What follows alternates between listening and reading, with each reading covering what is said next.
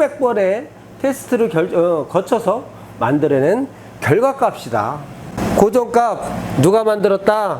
엉뚱한 셰프가 만들었다.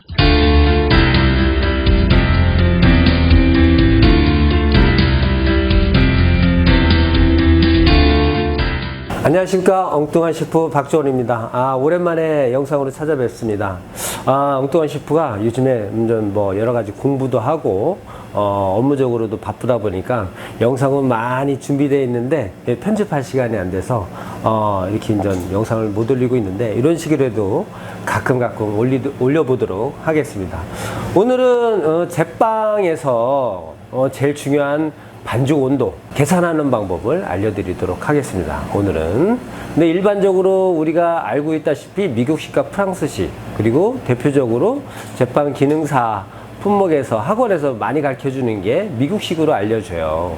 근데 그게 계산법이 마찰계수 구하고요. 그 다음에 반죽에 사용할 물 온도를 계산합니다.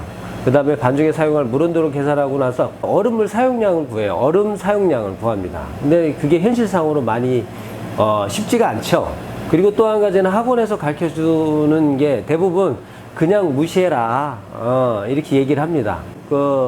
시험 과제에서는 분명히 뭐 27도 표준을 하시오, 25도 표준을 하시오, 뭐 비상 스트레이트법 같은 경우는 30도로 표준을 하시오, 이렇게 돼 있는데 거기서 1, 2도 정도, 플러스 마이너스 1도 정도는 차이 날 수 있는데 너무 많이 차이 나는 경우가 많아요.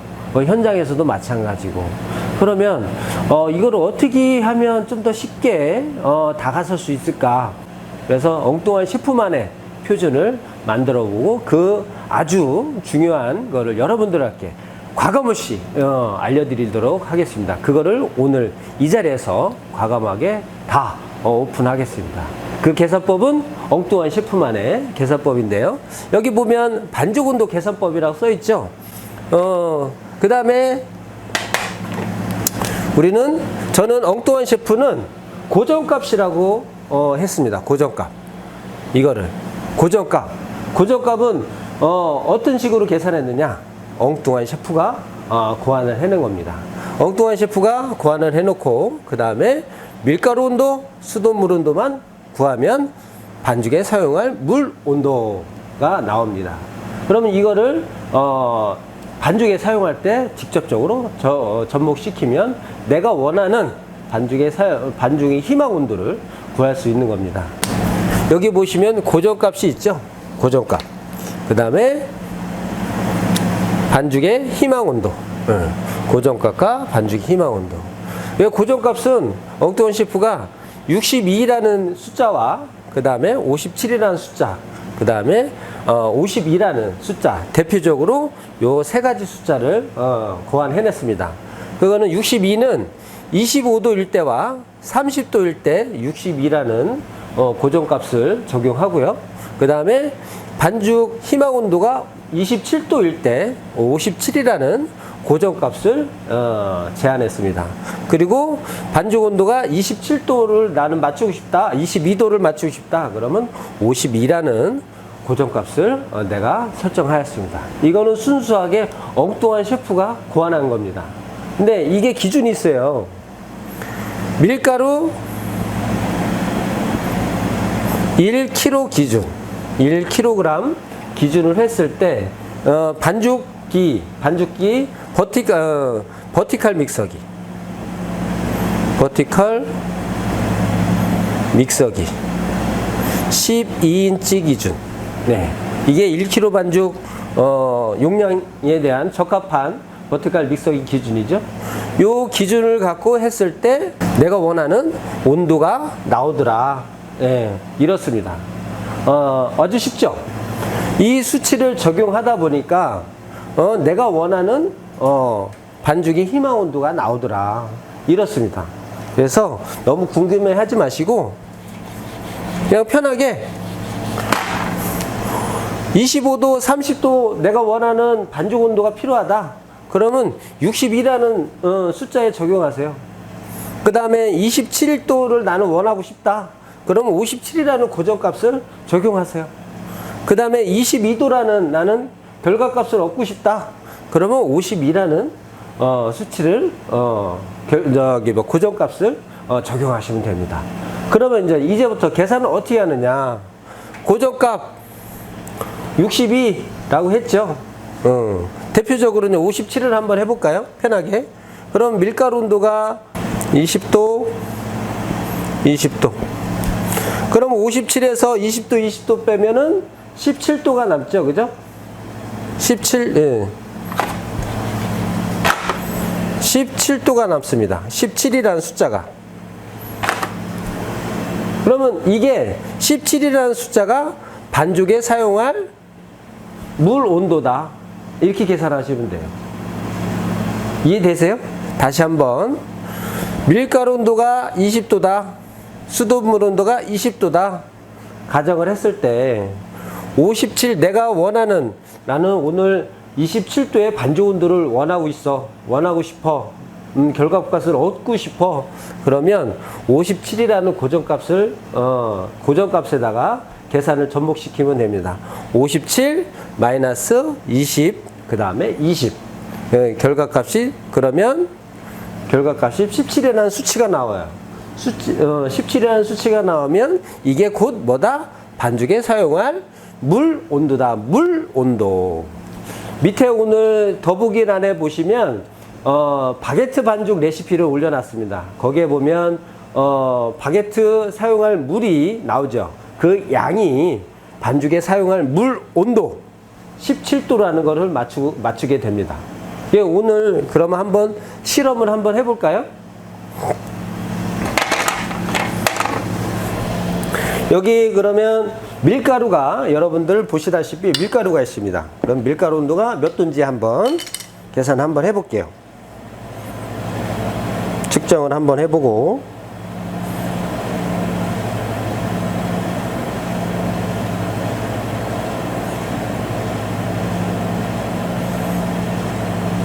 지금 보면 22.6도 나옵니다. 22.6도. 여기다가 바로 적용을 한번 해보겠습니다. 그럼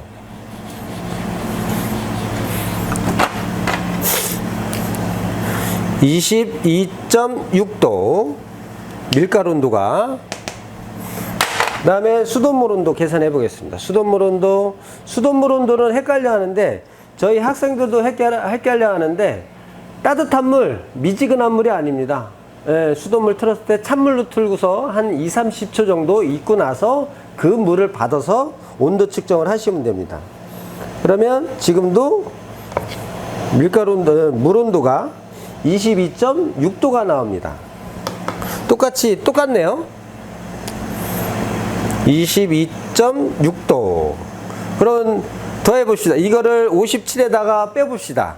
45.2도죠. 그죠? 42.5, 플러스, 해버리면, 어떻게 되지? 11.8이 나옵니다. 그러면 11.8이라는 숫자가 반죽에 사용할 물 온도다. 예. 반죽에 사용할 물 온도. 나는 27을 맞출 거예요, 오늘. 예. 그러면 고정값은 57에 적용해서 밀가루 온도는 보니까 22.6도 나왔고, 그 다음에 수돗물 온도도 22.6도 나왔습니다. 이거를 계산해 보니까는 11.8도가 나오더라. 그러면 11.8도는 얼음을 사용해야 되잖아요. 그죠? 얼음을 사용하는데 얼음 사용량을 굳이 구할 필요가 없어요. 어떻게 하느냐?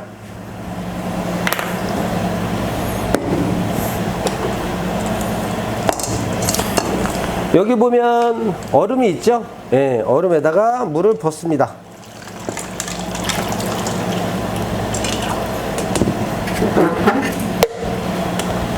그리고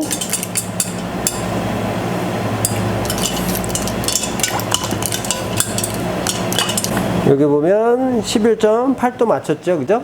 예, 11.8도 맞추고, 그 다음에 중량을 잽니다.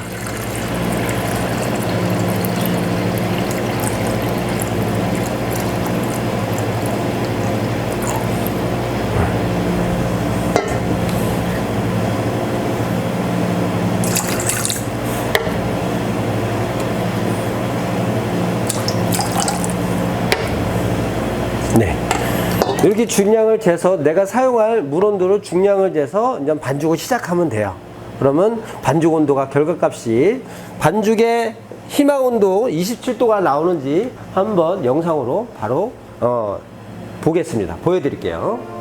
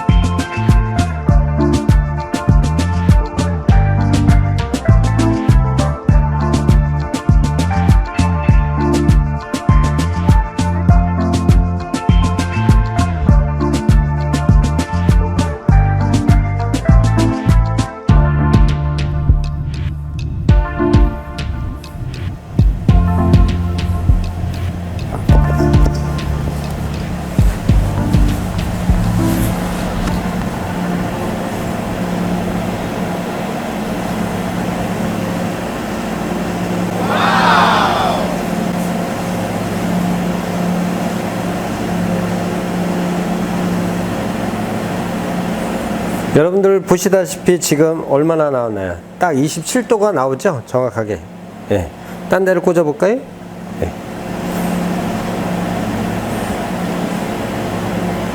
네, 이렇습니다.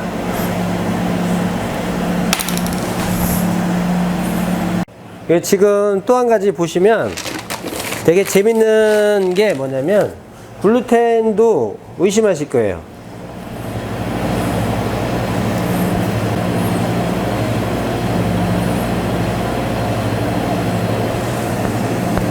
이렇게 네.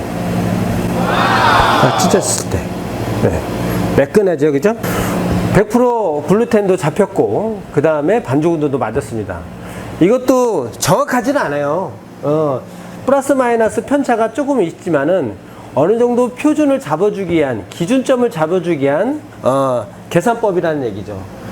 쉽게 얘기하면 여러분들 스파이럴 버티컬 믹서기 RPM이 다 회전수가 틀리잖아요. 예, 그렇기 때문에 마찬가지로 조금씩 편차는 있지만 어느 정도 내가 희망하는 온도, 반죽 희망하는 온도를 구하고자 할 때 되게 아주 편하게 손쉽게 구하고자 하는 공식이라는 거를 여러분들께 제공해 드리는 겁니다.